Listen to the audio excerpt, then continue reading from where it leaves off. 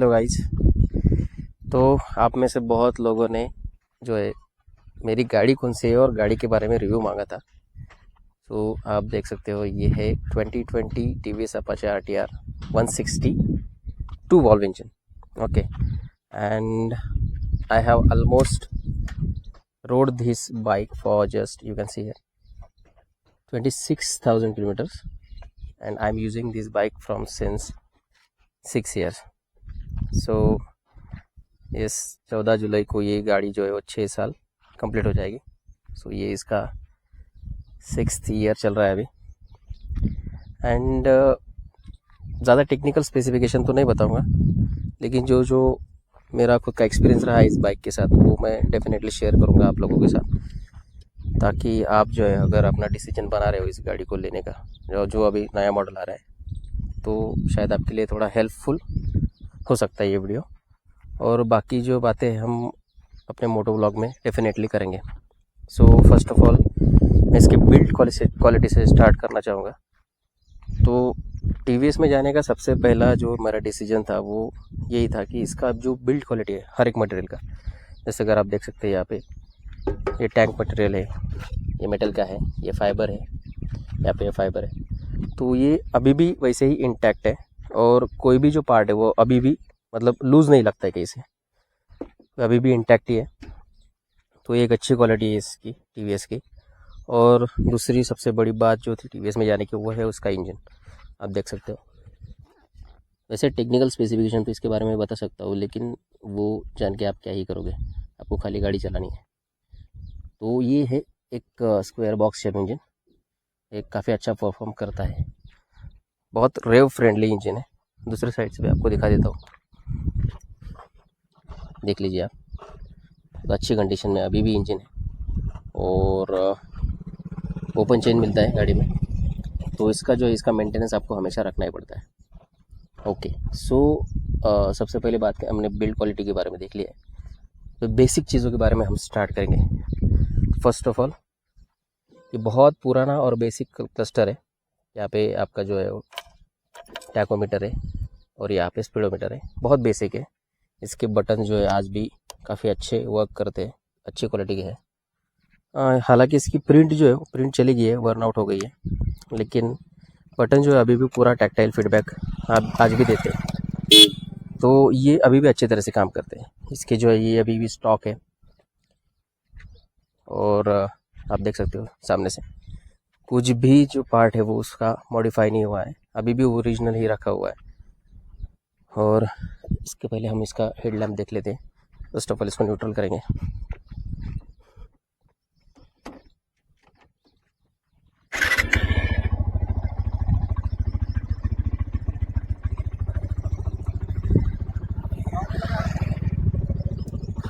देखो आप देख सकते हैं जो भी जो है आप डिपर चल रहा है, लेकिन फ़िलहाल अभी बंद है, और अगर अपर करूँगा तो चालू हो जाएगा। तो ये सबसे बड़ी प्रॉब्लम है इस गाड़ी की।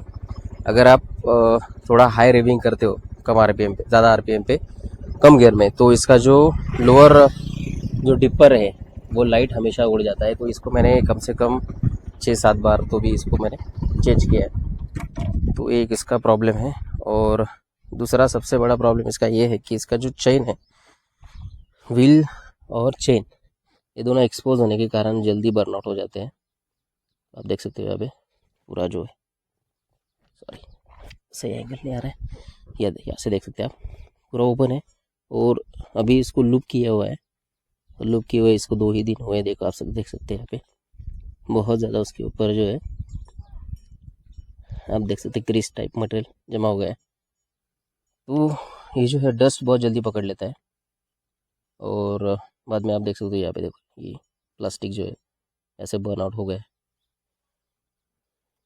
फुट पैक्स जो है इसका भी जो ऊपर का रबर है ये भी ओन हो गया है पीछे, और यहाँ से कलर देखो, कलर भी उड़ चुका है। सो बेसिकली प्रोडक्ट क्वालिटी अच्छी है, लेकिन कुछ कुछ जो पार्ट्स है वो after a long time rattle करना स्टार्ट कर दे। ये देख सकते हैं आप, ये बहुत वाइब्रेट करता है, पता नहीं इसका आवाज़ आ रहा है नहीं आ रहा है। और ये जो है ये स्टॉक नहीं है, ये दूसरी गाड़ी के लगाए हुए, ये आपको जो है वो शोरूम पे स्टॉक में नहीं मिलते। और जो अदर फाइबर पार्ट्स है, अगर आपकी गाड़ी सनलाइट में ज़्यादा एक्सपोज्ड है तो मेरे हिसाब से उसका कलर बहुत जल्दी उड़ जाएगा। अगर नहीं है तो फिर उसका कलर अच्छे से मेंटेन रखा जा सकता है। और ये हो गया सब फिज़िकल ओवरव्यू हो गया, बाकी जो बातें हम राइड करते करते करेंगे। So let's go. Ride quality में सबसे पहले बात करेंगे, इसका जो रफ पैच में राइड क्वालिटी है वो बहुत ही स्टीफ है, क्योंकि इसका सस्पेंशन जो है वो रेसिंग बाइक के हिसाब से ट्यून किया हुआ है। इसलिए अगर आप ऐसे उबड़ खाबड़ रास्ते में रफ पैच पे अगर गाड़ी चलाते हैं तो ये डेफिनेटली आपको स्टिफ लग सकता है। और ये स्टिफ होने का एक और बेनिफिट ऐसा होता है कि गाड़ी जो है बहुत फर्म रहती है अपनी जगह पे, तो ज़्यादा वॉबल जो है वो नहीं करते। ये इसका बेनिफिट है। राइड क्वालिटी के बारे में अगर कभी बात की जाए तो सबसे पहले एक चीज़ तो आपको क्लियर होनी चाहिए कि ये बाइक जो है वो specifically racing kind of bike है।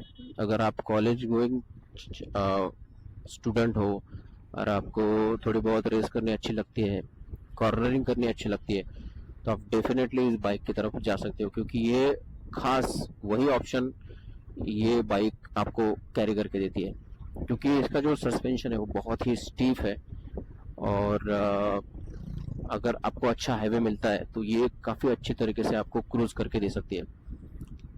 तो ज़्यादा टेक्निकल स्पेसिफिकेशन में नहीं बताऊंगा कि कितना टॉर्क है, कितना आरपीएम पे कितना खींचती है, लेकिन ये बात आप समझ लो कि अगर गाड़ी फिफ्थ गियर में भी कभी रही तो आप इजीली ओवरटेक मैनोवर कर सकते हो। इतना अच्छा ये आपको स्पीड निकाल के देती है, इतना अच्छा पावर आपको ये निकाल के देती है। तो ये एक चीज़ के बारे में प्लस पॉइंट में हमेशा से कही जा सकती है। और इसके बाद में जो है इसका जो एवरेज है ओवरऑल फ्यूल एफिशिएंसी, तो ये अगर हाईवे पे आप बड़ी शिद्दत से अगर 60-70 किलोमीटर पर आवर अगर चलाते हो तो आपको ये लगभग निकाल के देगी 50 kilometre per hour, sorry 50 kilometre पर लीटर। सो 50 का ये एवरेज आपको निकाल के इजीली निकाल के देगी। अगर आप थोड़ा ज़्यादा डाउन शिफ्ट अप शिफ्ट और ज़्यादा स्पीडिंग करते हो तो ये गाड़ी आपको 45 या 40, ये मतलब 40 या 45 इतना तो भी आपको जो है वो फ्यूल एफिशिएंसी निकाल के दे देगी। और इसका जो इंजन ऑयल है वो मैंने हमेशा से, मैंने मतलब स्टार्टिंग में मैं टीवीएस का यूज़ करता था, जो टीवीएस का सिंथेटिक आता है कंपनी से, तो उससे क्या होता था, गाड़ी का जो इंजन है वो जल्द ही हीट हो जाता था। अगर मैं कभी 10 किलोमीटर भी चला जाऊँ और गाड़ी का स्पीड में अगर 70 किलोमीटर पर आवर के हिसाब से एवरेज स्पीड रखता हूँ तो फिर भी वो जो इंजन था वो बहुत ही हीट हो जाता था, हीटअप हो जाता था।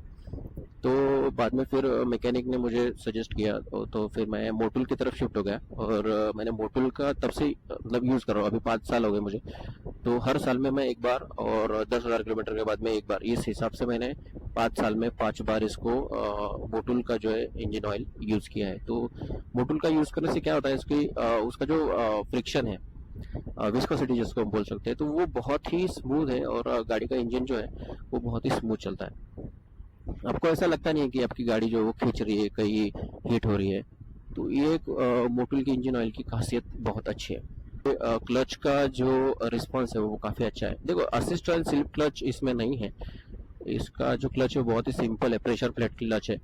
तो ये आपको अगर आप कम डिस्टेंस अगर चलते हो तो आपको इतना फील नहीं होगा, लेकिन अगर आप ज़्यादा लॉन्ग डिस्टेंस कभी चलते हो और उसमें भी कभी आपको हाईवे वगैरह, सॉरी ट्रैफिक वगैरह कभी मिल जाए, तो शायद आपको ये रिमाइंड हो जाएगा कि आप बार बार क्लच दबा रहे हो।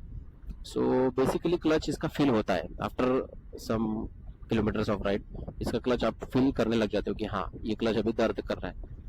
ब्रेकिंग के बारे में बात की जाए तो ब्रेकिंग इस गाड़ी की बहुत ही लाजवाब है। पीछे का ब्रेक जो है वो प्रोग्रेसिव है, आगे की ब्रेक की बाइट बहुत सही है, अच्छी है। सिंगल चैनल एबीएस है, तो एबीएस ऑब्वियसली एबीएस का मॉडल जो है वो आगे की साइड लगा हुआ है, पीछे खाली डिस्क ब्रेक है। तो ब्रेकिंग के बारे में कोई इशू आज तक तो मुझे फेस नहीं हुआ है। काफ़ी अच्छी और स्ट्रांग ब्रेकिंग पॉइंट है। लेकिन पीछे का ब्रेक जो है प्रोग्रेसिव होने की वजह से आपको बहुत बार ऐसा लगता है कि ये इस स्पीड तक रुक जानी चाहिए थी या इतने डिस्टेंस तक रुक जानी चाहिए थी, वो कहीं तो भी आपको मिस, हिट एंड मिस वो बहुत बार आपको लग सकता है। तो ये एक चीज है कि पीछे का ब्रेक जो है वो बहुत ही प्रोग्रेसिव है। और बहुत बार जो मेरे साथ में हुआ भी है कि सडन ब्रेकिंग के टाइम में पीछे का जो व्हील है वो एबीएस ना होने की वजह से लॉक हो जाता है। तो ये 2-3 बार मेरे साथ हुआ है कि पीछे का व्हील जो है वो लॉक हो चुका था। और देखिए एबीएस जैसे मैंने गाड़ी परचेस की तब से लेके आज तक का एबीएस बहुत सही से इसका वर्क करता है, कोई भी शिकायत एबीएस के रिलेटेड नहीं है। बहुत सारे सवाल ऐसे भी आते हैं कि इथेनॉल की वजह से कुछ गाड़ी में प्रॉब्लम हुआ है या नहीं। इसका आंसर जो है बहुत ही मिक्स काइंड ऑफ आंसर है। मैं अगर आपको इजीली बता सकूं तो देखो, ये जो बाइक है मैंने 2020 में परचेस किया है और ये तब 5% ब्लेंडेड इथेनॉल पे चल सकती थी। लेकिन एट द 2023 में गवर्नमेंट की पॉलिसी बदलने के बाद में पूरे देश में इथेनॉल 20% रूल आउट हो गया। तो तब से जो है हर जगह पे इथेनॉल 20% ब्लेंडेड पेट्रोल जो है वो हमको मिल रहा है। और इस गाड़ी में बहुत बार वो पेट्रोल डाला गया है। अभी भी जो है मैं गाड़ी चला रहा हूँ इसमें अभी भी इथेनॉल 20% वाला पेट्रोल है। तो इससे क्या बदलाव हुआ ये आपको मैं डेफिनेटली बता सकता हूँ। अगर पावर का पेट्रोल जो पेट्रोल है प्रीमियम X95 जिसमें सिर्फ 5% इथेनॉल ब्लेंडेड होता है, उस पेट्रोल की वजह से ये गाड़ी काफी अच्छी पावर आपको निकाल के देती है। आप फील कर सकते हो वो इंजन का ग्रंट, वो इंजन की पावर आप फील कर सकते हो कि वो उस हद तक वो इंजन चला जाता है, वो अच्छी खासी पावर आपको निकाल के देता है। बात करेंगे इथेनॉल की तो वो जो पावर है वो कहीं ना कहीं आपको मिस करेगी। अभी देखो ये 5th गियर पे है, अगर मैं इसको भगाना भी चाहूँ तो देखो कितना स्लो रिस्पॉन्स इसका मिल रहा है। देखो बहुत स्लो रिस्पॉन्स इसका मिल रहा है। तो ये जो चीज थी वो पहले नहीं होती थी जब 5% इथेनॉल मिलता था, लेकिन अभी वो होते हैं। अभी ये लगता है कि इंजन कहीं से भी दब रहा है, इंजन की पावर कम पड़ रही है और मतलब वो जो परफॉर्मेंस जो था पहले बाइक में वो भी मिस कर रहा है। और इसके अलावा देखो फ्यूल इंजेक्टर मैंने आज तक चेंज नहीं की है। इथेनॉल की वजह से फ्यूल इंजेक्टर में मुझे कोई भी तकलीफ आज तक नहीं हुई, लेकिन हाँ मुझे कैस्केट 2 बार बदलने पड़े हैं। और जो इंजन का जो स्पार्क प्लग होता है वो स्पार्क प्लग मुझे बहुत बार चेंज करने पड़े हैं। वो पता नहीं इथेनॉल की वजह से है या नहीं है, पता नहीं है, लेकिन हाँ ये चीजें हैं जो मुझे चेंज करनी पड़ी है। इसके अलावा गाड़ी में रैटलिंग नॉइज है क्या? तो यस डेफिनेटली रैटलिंग नॉइज गाड़ी में आती है। ये शुरू के दिन में नहीं था, जब 3 साल तक मैंने गाड़ी चलाई तो कुछ भी रैटलिंग नॉइज नहीं था, लेकिन पिछले साल से ही गाड़ी में रैटलिंग नॉइज स्टार्ट हो गई है। और वो भी स्पेसिफिकली जो रियर पैनल है जहाँ पे अपना HSRP नंबर प्लेट लगता है वहीं से वो रैटलिंग नॉइज आती है। वो भी उबड़ खाबड़ रास्तों पे आती है, ज्यादातर तो वो नहीं आती है। और इसके अलावा जो कहीं भी लूज आपको प्लास्टिक नहीं लगेगा, फाइबर पार्ट्स वगैरह जो है वो कहीं भी आपको लूज नहीं लगेंगे। इतने लंबे समय में सबसे ज्यादा मेजर काम मैंने इस गाड़ी का तब किया था जब इसका जो ये जो हैंडल रॉड है जहाँ पे पूरा असेंबली है, तो इसको मैंने एक बार चेंज किया है। वो पूरी असेंबली मैंने चेंज किया। अगर मुझे पॉसिबल हुआ तो मैं उसका फोटो अपने वीडियो में जरूर लगा दूंगा। या फिर इसके अलावा मेजर कोई भी काम मैंने आज तक नहीं किया है। और रहा सवाल फिल्टर और इंजन ऑयल, ये हम साल में एक बार चेंज करते हैं। एयर फिल्टर जो है वो 5 साल में एक बार चेंज होता है, तो उसको मैंने अभी 6 साल बाद अभी चेंज किया था और वो भी काफी अच्छी कंडीशन में था, लेकिन फिर भी मैंने उसको चेंज किया है। इसके अलावा एक और चीज मैं भूल गया था आपको बताना कि जब से E20 पेट्रोल इसमें डालना स्टार्ट कर दिया है मैंने, तो गाड़ी कहीं कहीं मतलब कुछ समय में गाड़ी जो है वो अपना इग्निशन लेना भूल जाती है। मतलब गाड़ी चल रही है और चलते चलते अचानक से बंद हो जाएगी। तो ये केस जो है वो बहुत बार मेरे साथ में हुआ है। तो आप कमेंट कर सकते हैं आपके साथ में ये हुआ है नहीं हुआ है। तो ये इथेनॉल जब से मैं डालने लगा हूँ तब से ये प्रॉब्लम मेरे बाइक में डेफिनेटली हुई है, मैंने नोटिस की है। तो हम बात करेंगे कंफर्ट के मामले में। तो देखो कंफर्ट का ऐसा हिसाब है, अगर आप कॉलेज गोइंग स्टूडेंट हो तो आपको बहुत ही कम डिस्टेंस जो है वो आपको ट्रैवल करना पड़ता है। तो आपको इस बाइक का कंफर्ट जो है वो एक पेन पॉइंट बिल्कुल नहीं लगेगा। लेकिन अगर इस बाइक के साथ में आप कम्यूट करना चाहते हो, मतलब ज़्यादा डिस्टेंस या 30 किलोमीटर प्लस डिस्टेंस अगर आप इस पर डेली ट्रैवल करने लगोगे, तो then you will feel the pain point of this bike, क्योंकि ये बाइक कम्यूट करने के लिए बनाई ही नहीं गई है। अगर आप इस पे कम्यूटिंग करने के लिए चले जाते हो तो आपके जो दोनों शोल्डर है वो पेन करने लग जाते हैं।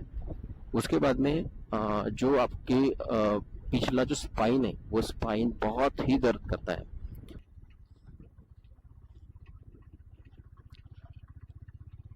थोड़ा सन ग्लेयर हो सकता है कैमरे पे। We are riding against the sunlight. Welcome to backwards emerald. एक और सवाल हमेशा से रहता है कि आपको इस बाइक में सर्विस कॉस्ट कितना लगता है। तो ऑन एन एवरेज जो है हर वक्त के लिए सर्विस कॉस्ट इस बाइक का होता है 2000 से 3000 रुपए। अगर आप कुछ मेजर चीजें चेंज करते हो, जैसे कि नट बोल्ट हो गए, वॉशर्स हो गए, तो इनका खर्चा आपको लगता है। नहीं तो ये गाड़ी का जो सर्विस कॉस्ट है एनुअली वो 1000 रुपए से कम है। इस गाड़ी के जो मेन हेडलैम्प है वो मैंने 3 से 4-5 बार इसकी चेंज किए हैं। इसके दोनों के दोनों जो बैक साइड के इंडिकेटर है वो वर्न आउट हो गए थे बिकॉज ऑफ सनलाइट, क्योंकि गाड़ी बहुत धूप में खड़ी होती थी।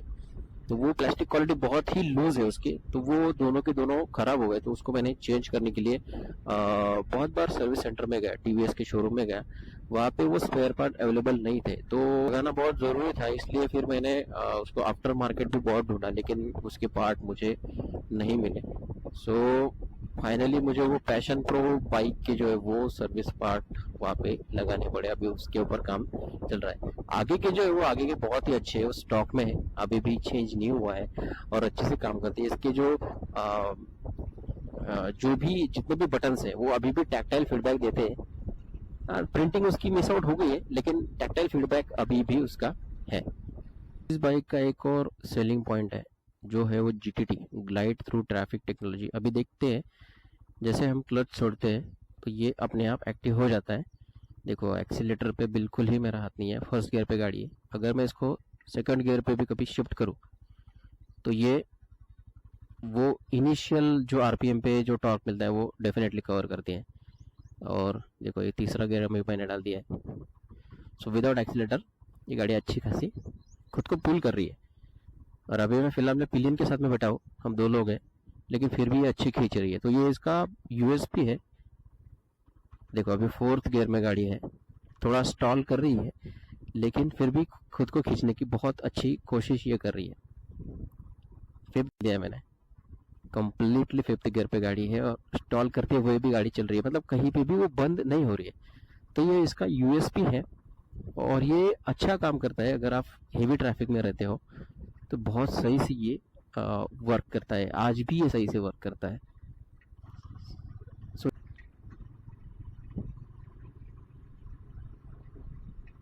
बिल्कुल आप डेफिनेटली कॉर्नरिंग कर सकते हैं, बिना किसी झिझक के आप इसको कॉर्नरिंग आराम से कर सकते हैं। कोई भी झिझक इस गाड़ी में आपको कॉर्नरिंग करते समय नहीं लगती है, क्योंकि ये गाड़ी डिजाइन ही उस तरीके से की गई। इसका जो बॉडी वेट है वो सेंटर्ड है, आगे की तरफ फॉरवर्ड है, तो आपको लीन करते समय आपको किसी भी तरह की तकलीफ नहीं होती है, या फिर ऐसा नहीं लगता है कि गाड़ी आपके हाथ के कंट्रोल के बाहर चली जाएगी। मैं फिर भी आपको रिकमेंड नहीं करूंगा कि आप हाई स्पीडिंग पे लीनिंग या कॉर्नरिंग करें, कि that will be very dangerous for you and other also. So मैं बिल्कुल आपको रिकमेंड नहीं करूंगा। इसका एक और मेजर ड्रॉबैक अगर आपको मैं गिनाना चाहूँ तो वह यह है कि ये बाइक हायर RPM पे अगर आप जाते हो, जैसे 5000 RPM के ऊपर अगर आप चले गए, तो ये काफी वाइब्रेट करती है। इसके इंजन के वाइब्रेशन आपको दोनों हाथों में, दोनों फुट पेग्स में आपको डेफिनेटली फील होते हैं। वीडियो को कंक्लूड करते समय मैं एक ही चीज कहना चाहूंगा, अगर आप कॉलेज गोइंग स्टूडेंट है और आपका बजट बहुत स्ट्रिक्ट है और अगर आप 150cc के अंदर कोई अच्छी बाइक देखना चाहते हो तो ये डेफिनेटली आप कंसिडर कर सकते हो। लेकिन एक बात आपको बोल दूं कि आपका जो राइडिंग डिस्टेंस है वो काफ़ी कम होना चाहिए, तभी आपको ये एक कंफर्टेबल राइड प्रोवाइड करके दे सकती है। इसका फ्यूल एफिशिएंसी अच्छा है, इसका जो एनुअल मेंटेनेंस कॉस्ट है वो बहुत ही कम है। ये गाड़ी बहुत ही कॉस्ट फ्रेंडली आपके लिए हो सकती है और बहुत ही बजट फ्रेंडली बाइक की ये आपके लिए हो सकती है। और किन लोगों के लिए ये नहीं है, जो लोग कम्यूट करना चाहते हैं उनके लिए बाइक डेफिनेटली नहीं है। बस that's it, thanks for the today. मिलते हैं अगले अच्छे और एंटरटेनिंग वीडियो के साथ। तब तक के लिए ride safe and always wear a helmet before you ride, always wear seat belt before you drive. No alcohol, no ride. Thank you.